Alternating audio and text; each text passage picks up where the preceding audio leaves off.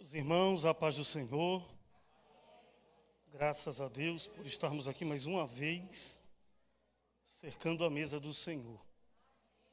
Eu quero convidá-los a abrir as vossas Bíblias no livro do Êxodo, capítulo 32.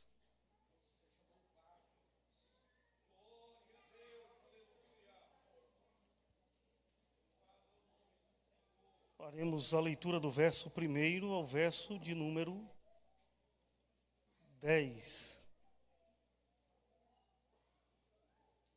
Êxodo capítulo 32, verso 1 ao verso de número 10.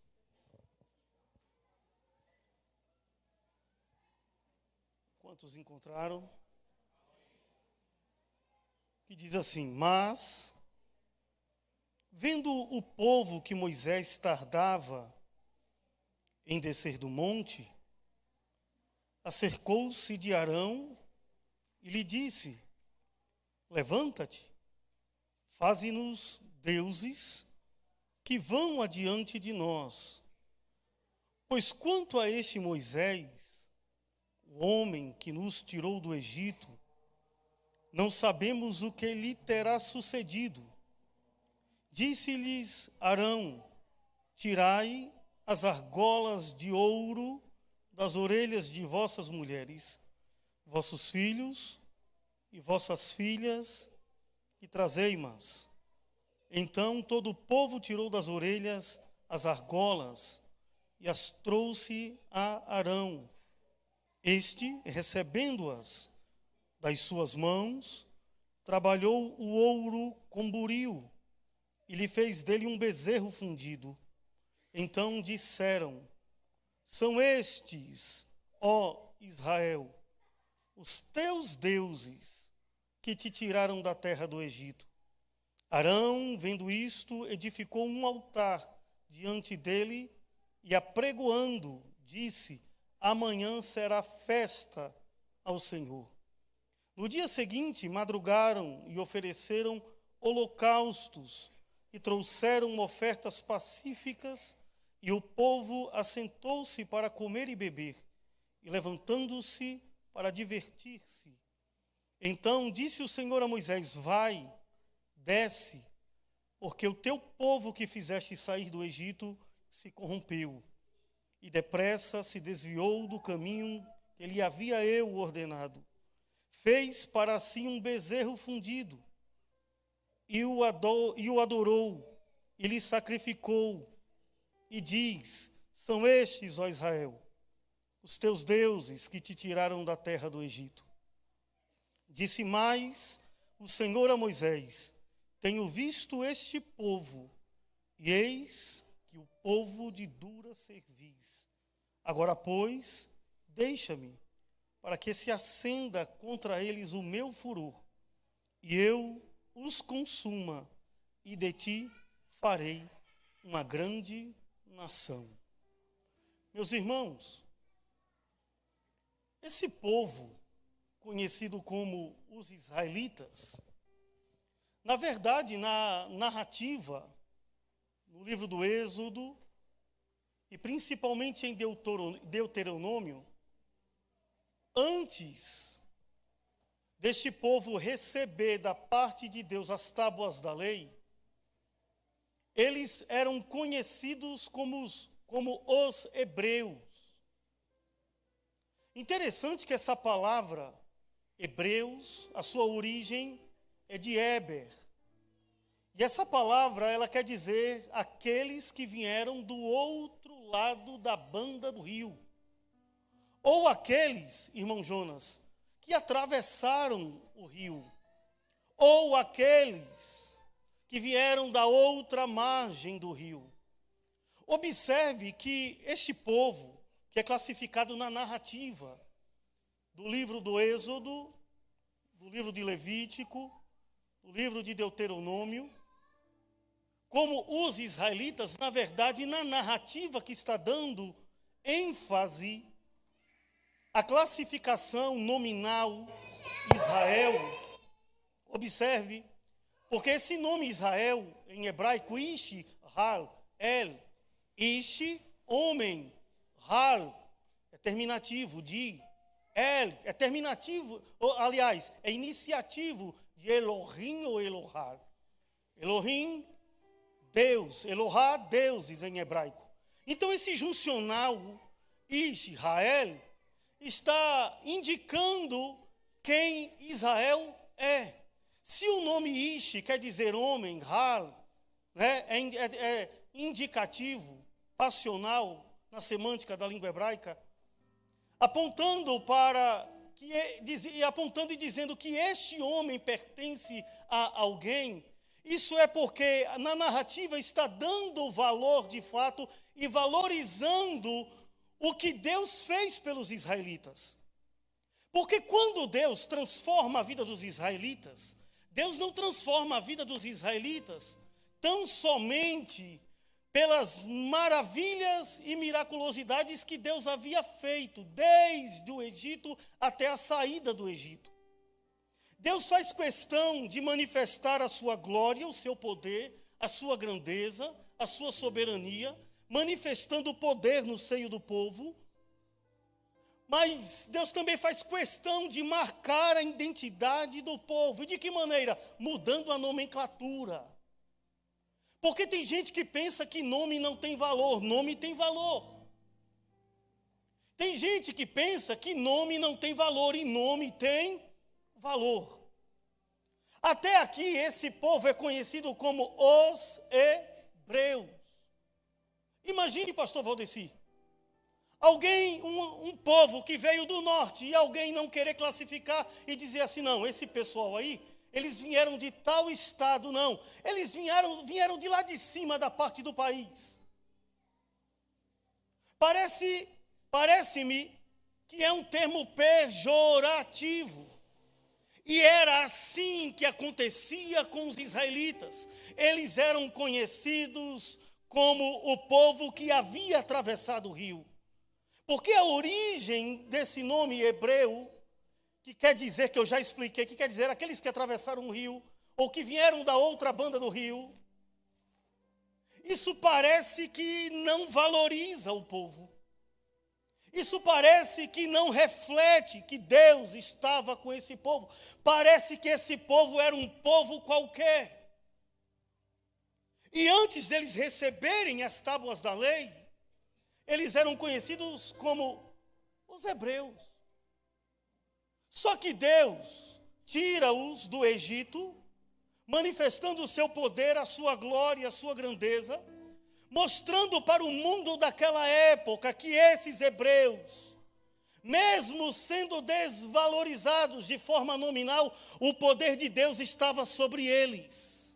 A glória de Deus estava sobre eles. A soberania de Deus estava sobre eles. Ainda que alguém olhasse e pensasse, é um povinho que não tem nome, não pode ter nome, mas que Deus estava com eles, Deus estava.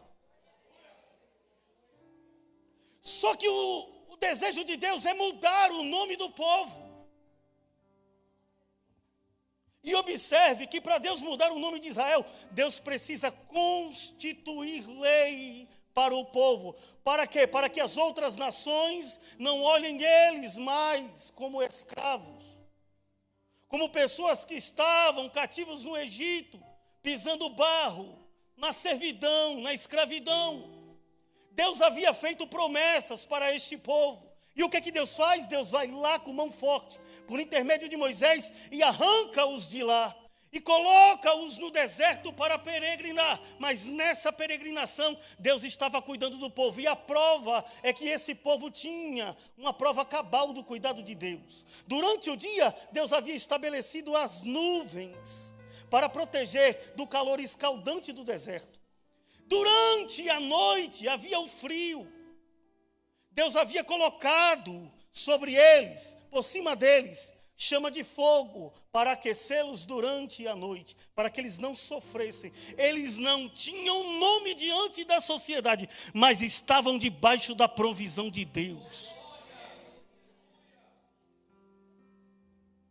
Eles não podiam ser reconhecidos diante do mundo ao qual eles estavam vivendo, mas eles estavam debaixo da autoridade de Deus.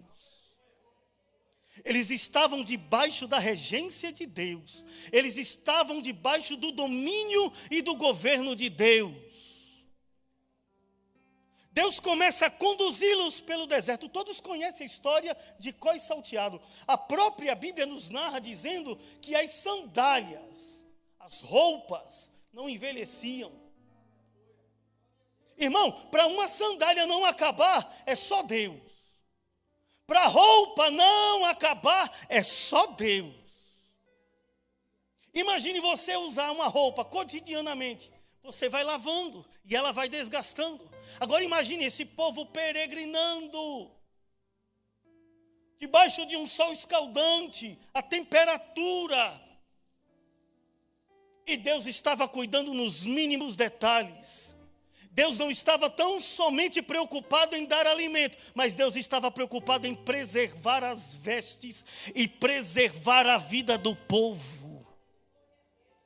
Porque dentro de pouco tempo Deus mudaria. E o que Deus mudaria? O nome. Que todo mundo olhava e dizia, esse povo aí, que adora ao Deus Criador, eles são os hebreus. Ou seja, aqueles que vieram da outra banda do rio, aqueles que atravessaram o rio, aqueles que deixaram a outra margem e vieram para cá. Só que Deus olhava do céu e dizia, calma, porque eles estão debaixo do meu poder, da minha autoridade, da minha regência, e o meu povo não pode ser tratado dessa maneira. Eu vou mudar o nome e vou dar nome para eles. Aí, eles começam a peregrinar, irmãos. Quando é um belo dia, Deus estaciona eles. Aonde? No pé do monte. Deus convoca Moisés e diz, Moisés, vem cá. Sobe ao monte. Fica lá durante 40 dias e 40 noites. Eu te darei as tábuas da lei. A partir de agora, vocês não serão mais conhecidos como o povo que atravessou o rio. Vocês agora passarão a ser conhecidos como Ish-ha-el, o homem de Deus, que pertence ao Deus glorioso que habita no céu. Deus estaciona o povo no pé do monte, irmãos. E coloca Moisés lá. Porque Moisés era o intercessor. Ele era o mediador entre o povo e Deus nesse tempo. O povo está no pé do monte. E aqui há uma disparidade. Que disparidade é essa? A disparidade da fé de Moisés para com a fé do povo. Há uma disparidade muito enorme e grande. Porque uma coisa é alguém que é convocado e vai ao encontro de Deus. Outra coisa é alguém que sabe que o seu líder foi convocado, e ele tem que ficar e tem que aguardar e tem que esperar. Esse povo está lá no período de 40 dias. A Bíblia diz, a narrativa lá de Deuteronômio, de forma mais detalhada, diz que Moisés ficou 40 dias e 40 noites. No 40º dia, Deus se manifesta a Moisés e diz, Moisés, desce. Porque o teu povo, o decreto era que esse povo passasse a ser povo de Deus. Ish-ha-el, homem de Deus. Mas agora Deus está dizendo, eles fundiram um bezerro de ouro no pé do monte. O teu povo. Porque para ser povo de Deus, escute, tem que aprender e saber esperar e a confiar no Senhor. E para confiar e esperar e obedecer, requer fé. Não é de qualquer maneira. Sabe por que muita gente cansa e abandona? Porque perde a fé. E a fé, ela só pode ser instrumentalizada por intermédio de obediência. O interessante é que lá em Hebreus, no capítulo 11, diz, ora, ora, ora. A fé é a certeza das coisas que não se veem. Eles estavam no monte, pastor Valdeci, e dizendo, cadê? Eles não estavam vendo. Cadê Moisés? Moisés não vai descer mais. Moisés não vai voltar mais. Eles perderam a esperança de Moisés descer com as tábuas da lei. Assim são muitos de nós. Estamos achando que Cristo não vai voltar. Cristo vai descer. Moisés era um homem sujeito às mesmas paixões que eu e você. Deus deu a garantia que ele desceria. Agora imagine Jesus, com a deidade humana e com a deidade divina. Será que ele não vai descer? Ah, irmão, ele vai descer e ele vai vir buscar a noiva dele. Só que infelizmente, muitos já perderam a esperança. Estão pegando o ouro e está construindo o bezerro de ouro. E está olhando só para baixo, não está olhando mais para cima. Sabe o que foi que esse povo fez? Eles pararam de olhar para cima, para o alto, para o monte. Porque a esperança deles era que Moisés descesse com as tábuas da lei. Assim somos muitos de nós nos dias de hoje. Nós deixamos de olhar para cima e estamos olhando para baixo. Pastor, mas eu não fiz bezerro de ouro. É quem disse para você que nós não fazemos bezerros de ouro? Nós começamos a amontoar aqui na terra, achando que vamos passar a eternidade nessa terra pecaminosa. A Bíblia diz que essa terra será destruída. Os céus que agora existem, o apóstolo Pedro diz que está reservado para destruição no fogo. Esse céu que agora existe, ele será destruído. Essa terra que nós estamos pisando, ela será destruída, porque nós, como igreja, quando ascenderemos aos céus, não ascenderemos com este corpo corruptível, receberemos um corpo incorruptível, glorioso. Ascenderemos aos céus e veremos o Senhor Jesus face a face, como Ele é. Mas tem gente que está amontoando aqui riquezas e está achando, não, aqui está tudo bom, aqui está tudo tranquilo, eu vou ficar tranquilo porque eu estou ganhando dinheiro, eu estou sendo bem sucedido, eu estou formado, eu estou com a empresa, está bombando. Deixa eu lhe dizer, assim eram os dias de Moisés. Moisés, enquanto estava no monte, como mediador, esperando a ordem de Deus para descer, assim é Cristo, Ele está aguardando a ordem do Deus Todo-Poderoso para descer e para arrebatar a noiva.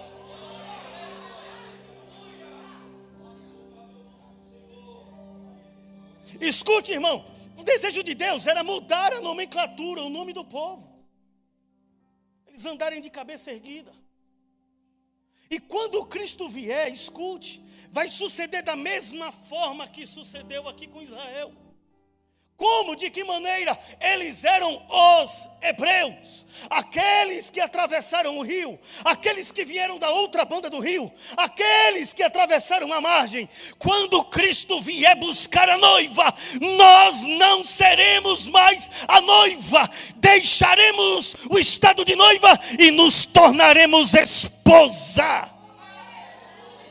Você não entendeu não, eu vou repetir. Nós deixaremos o estado de noiva e passaremos a ser esposa. Tem diferença de noiva para esposa. Quem é casado aqui sabe. Você ia, namorava na casa do sogro, né? Ia lá. Era assim, pastor Valdeci? O Saulo chegava lá, né? Amassava o sofá um pouquinho. Depois... Quando casou, não. Aí agora os dois, ó. Porque tem um ditado que diz que quem casa quer. Nós deixaremos o estado de noiva e nos tornaremos esposa. O mundo, quando a igreja for arrebatada, a igreja vai dizer: ei, a noiva subiu para o casamento.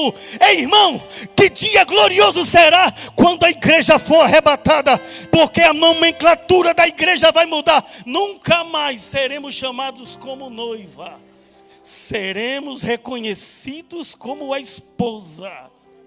É por isso que o texto de Apocalipse está dizendo: eis que vi Jerusalém descendo como noiva, como noiva, como noiva, como noiva, como esposa ataviada. Quando a igreja descer como esposa, o mundo terá que olhar e dizer: Deus cumpriu a promessa que fez para a igreja. Escute, meu irmão, não deixe nada nessa vida remover a sua fé. Vale a pena perseverar.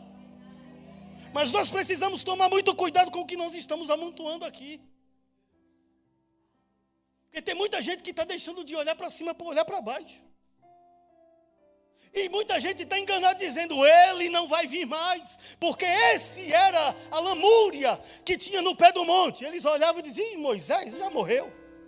Uma hora dessa Deus já deve ter fulminado ele com a glória. Moisés já não existe. Arão, vamos fazer o seguinte: vamos fazer um bezerro aqui.